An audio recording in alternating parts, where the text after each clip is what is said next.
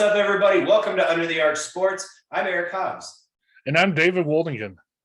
And today we're going to preview the 2022 season for the St. Louis Cardinals. Before we get into that, make sure you subscribe to our YouTube channel, find us on Facebook, and find us on Instagram. All our social media stuff is growing. If you're not a part of it yet, make sure you join up now. So, David, for the St. Louis Cardinals going into 2022, not a whole lot going on in the off season as far as changes. The notable exception being Albert Pujols, in terms of how much noise it makes anyway. What do you think about this team heading into the season? Yeah, I was disappointed with our front office, mainly because they didn't do anything with our starting pitching.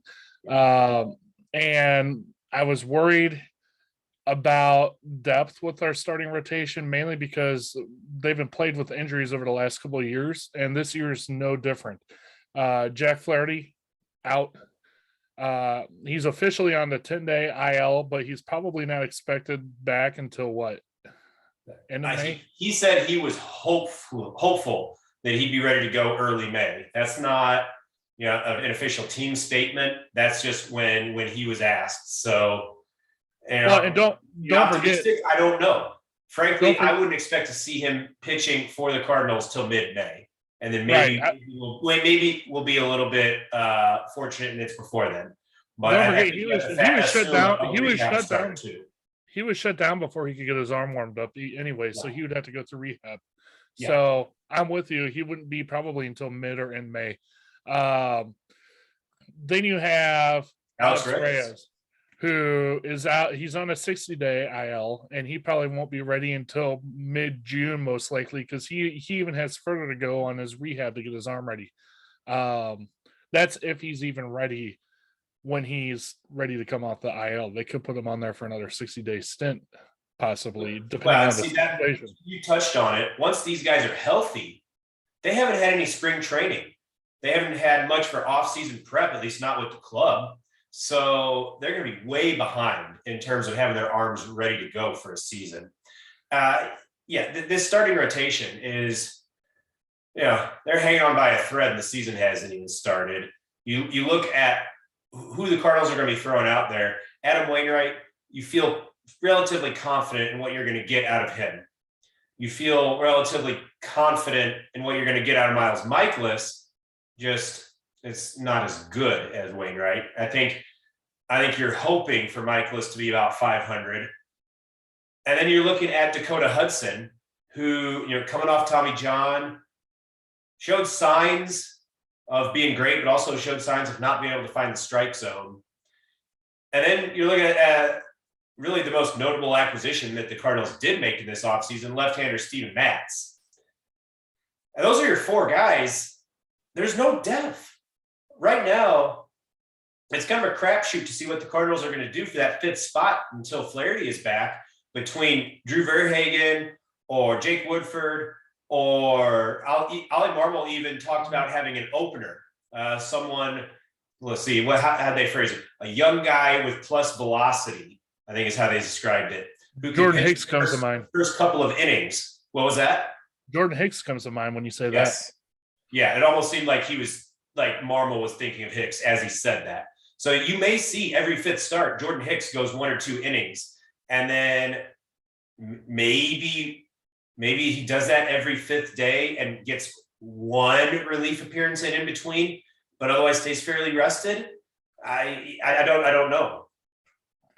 Yeah, and at this point, as the season goes on, I think you'll also see a call up here and there for maybe a spot start for one of our prospects, Matthew Liberatore. Yeah, he may come up out of necessity and get a little experience, which will be good for him. But I don't expect that at least until mid to late May for something like that happen. And then, like you said, out of necessity. So, like you said, it's kind of a crapshoot, and it's going to be real interesting to see how the Cardinals handle it. And like I said before, really makes me scratch my head with what our front office has been doing and why, for whatever reason, they feel like they have good pitching depth when we never do. Yeah, this team has zero depth any more injuries and the pitching rotation is completely nuked and it's going to be a scramble just to have an arm out there. That said, what may, help the Cardinals tread water while they wait for pitching to get healthy is the lineup is more than capable of winning this division. You look at Paul Goldschmidt batting second, Nolan Arenado batting third, with Tyler O'Neill cleaning up. 2 and 3, you know what you're getting. Tyler O'Neill has emerged and appears he might be finally figuring it out and becoming the player that Cardinals fans thought he could be for 3 or 4 years. Yeah, and let's not forget later down the lineup with Harrison Bader possibly picking it up like he did at the end of the year. If he continues that trend, that will be a huge asset to the club just with his ability to get on and his speed. And then you have the possibility of Paul DeYoung, who's been tearing it up in the spring. Yeah. If he continue with his power bat, now you got one more backing up Arenado and Tyler O'Neill. This could potentially be a very dangerous lineup if they get their bats going. Yeah, you mentioned spring performance. Paul DeYoung, granted now 19 at bats, I think it is. Not many either way, but he is batting. Well, I think he's 11 out of 19, 10 out of 19, batting like 520 something. Harrison Bader, you mentioned, he's batting pretty well, like 348, 346, something like that. I'm going off the top of my head. Point being, they're both hitting the ball well, which only counts for so much in spring, but it's better than them batting 100, right? Right. And this team, go ahead.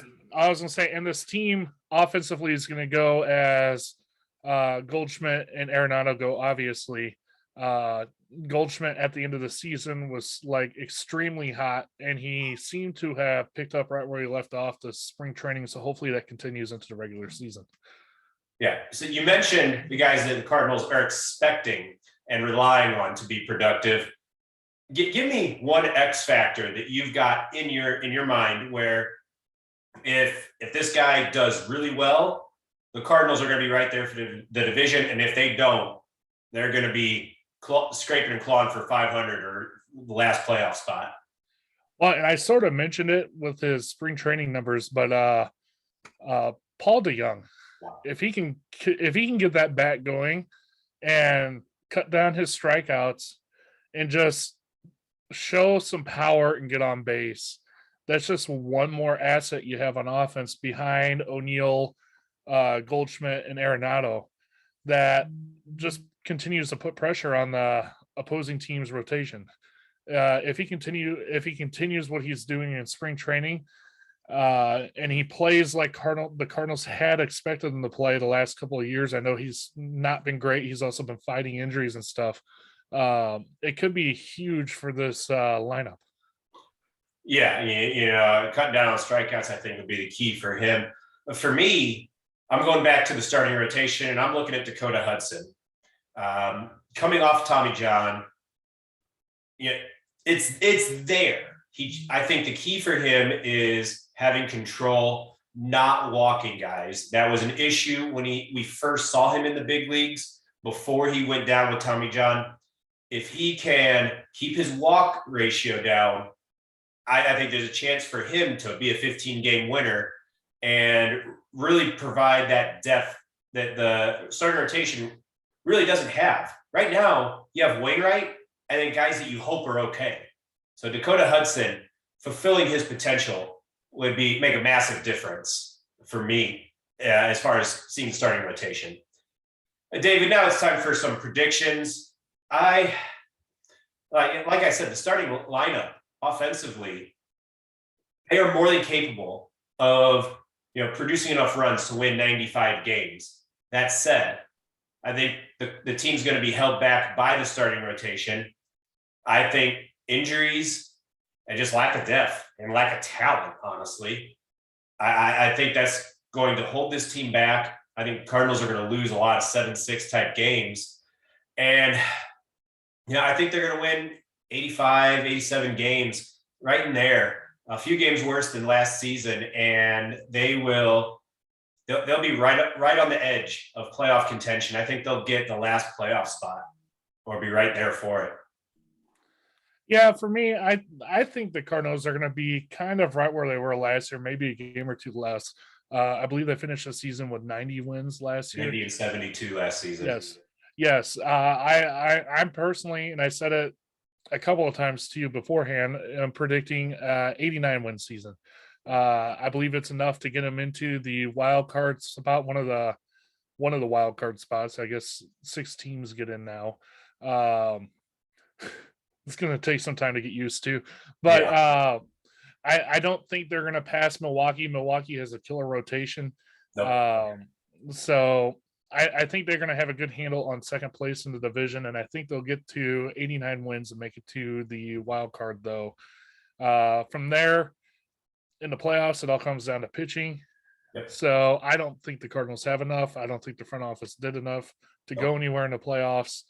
And who knows if our pitching even can get healthy this year. It could be a crapshoot, and it could be a real dicey situation as the season goes on. But anyway, that's our preview of the baseball season coming up. Baseball's back, so that's good. Thank you for watching Under the Arch Sports, and we'll continue as the season goes on.